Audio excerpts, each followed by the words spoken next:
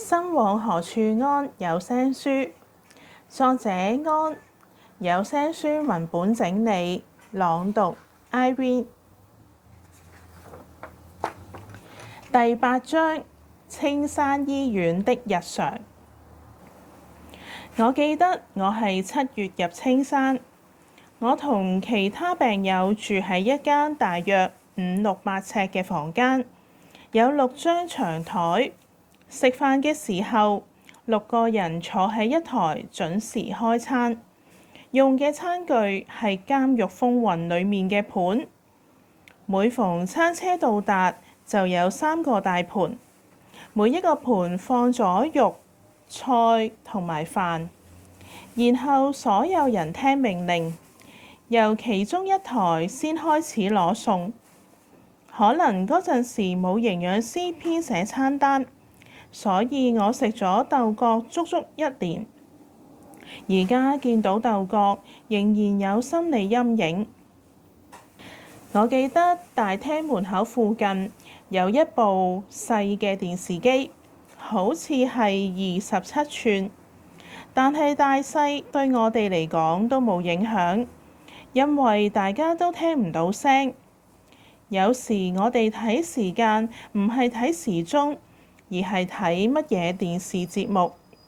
我記得嗰陣時包青天好吃香。睇電視真係睇電視，我哋只係能夠睇而唔能夠聽。點解？因為房間裡面真係嘈到冇可能聽得到，而嗰陣時冇中文字幕。最後嗰部電視孤獨地播放。如果我哋想知道時間，就去望下佢。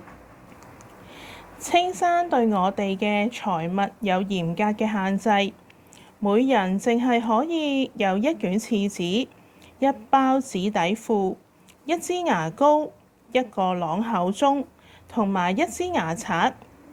我哋將呢啲家當全部放喺一個小布袋裡面。如果要飲水，就要得到姑娘批准，先可以去水機飲水。布袋嘅手環如果超過3寸長，都要剪斷。由於唔係每個人都有一個細櫃，所以大部分人都淨係可以捧住全副家當，由房頭行到房尾。喺房間裡面唔可以唔行。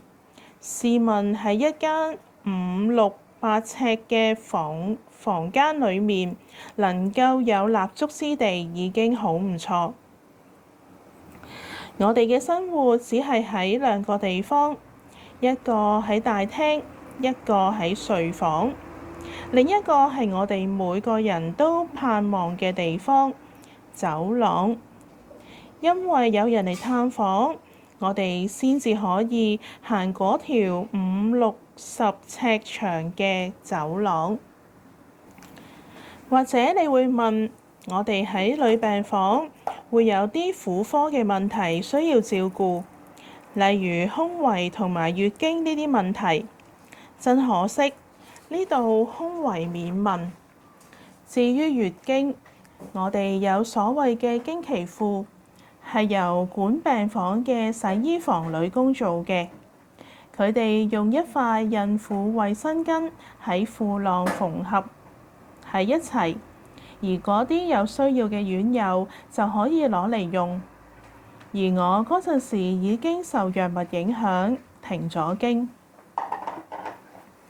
講起我哋日常嘅衣服，就唔可以唔提我哋沖涼嘅情形。嗰陣時36個人分成6組，即係6個人一組。我哋沖涼嘅時間係喺日頭，隔日沖1次。每次由護士叫號碼，決定由邊一組開始。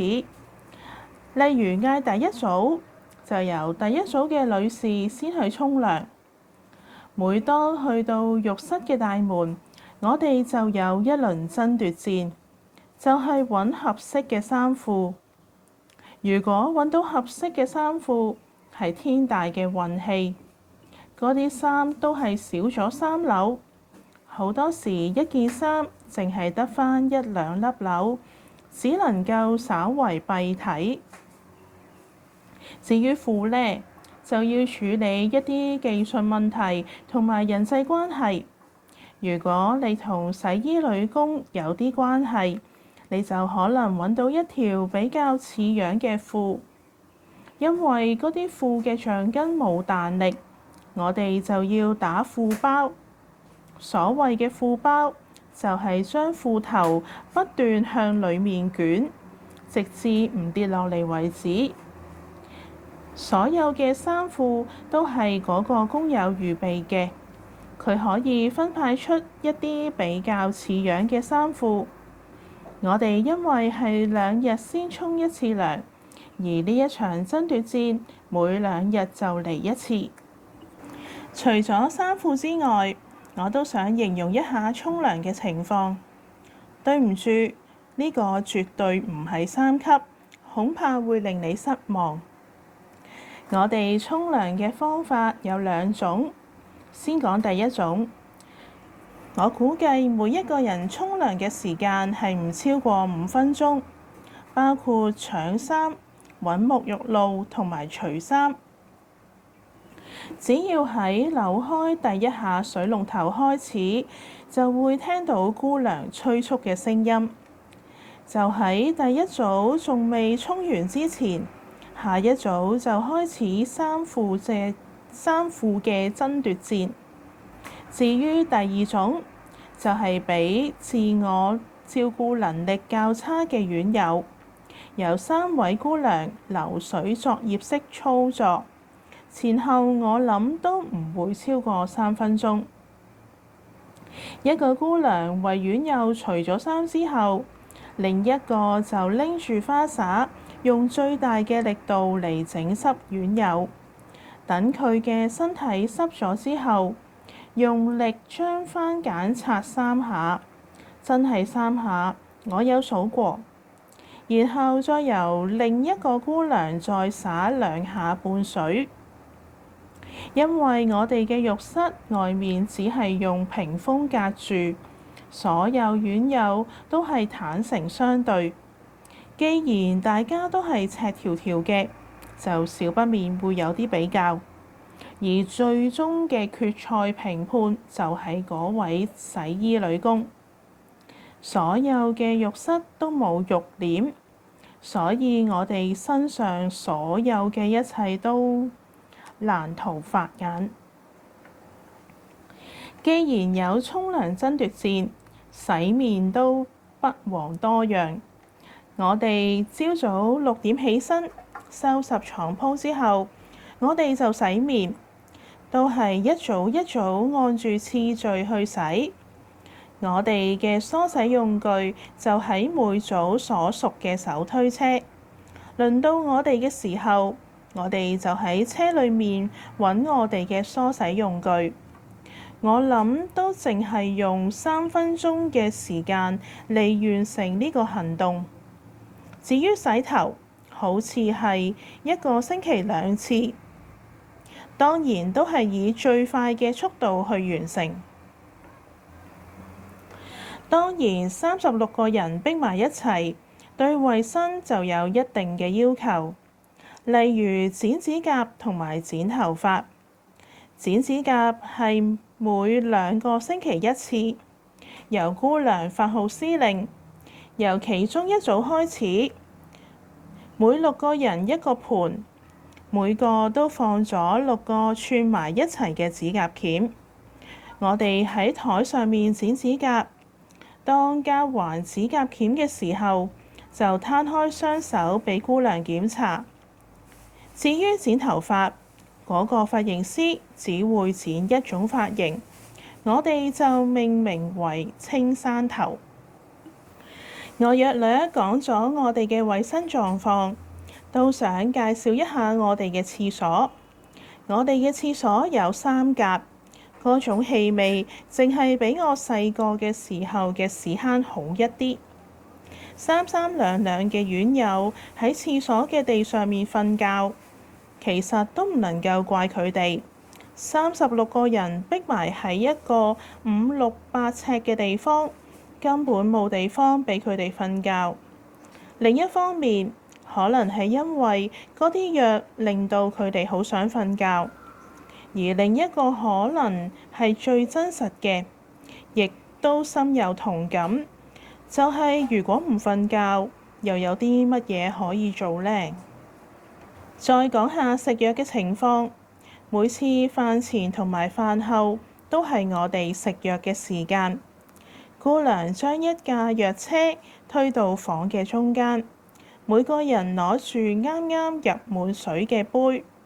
姑娘將藥放喺病人嘅手裏面，睇住佢將藥同埋水吞咗。呢個食藥嘅過程仲未完結，跟住另一個姑娘就用一支細棒喺擘大口嘅病人嘅口裏面游走一次，檢查我哋有冇喺口裏面收埋藥，然後再命令院友飲晒台面嘅水。相反，喺屯門醫院，姑娘擺低咗藥就會走，冇人檢查院友有冇食咗藥。由於副作用令我好難受，我就將啲藥抌咗。但係後嚟發現唔食藥身體狀況比食藥更加差，我只好乖乖咁樣食藥。仲有，我哋除咗心靈嘅痛苦，亦都受到身體嘅煎熬。我哋猶如行屍走肉，一日過完又一日，食完就瞓，瞓完又食。護士長心情好嗰日，話大家可以喺露台坐半個鐘，我哋終於可以重見天日。記得有一次，我喺露台聽到其中一個院友講：坐監都可以出去放風，呢度就唔得。我自我安慰，其實唔曬太陽都有好處，起碼唔會有雀斑。其實我哋唔係完全絕望嘅，我哋嘅希望就喺醫生嗰度。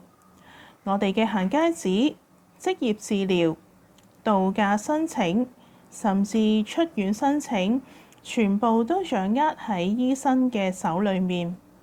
當醫生嚟到病房睇症嘅時候，大部分嘅院友都會伸出個頭望向診症室，心裏面默禱，希望醫生突然寫錯字，俾我哋度假，甚至出院。如果你喺醫院只係住咗3-5-7年，你都會抱有希望。但人嘅意志係會磨蝕嘅。當你喺呢種環境住咗10年、20年，就算醫生嚟咗，都冇任何嘅意義。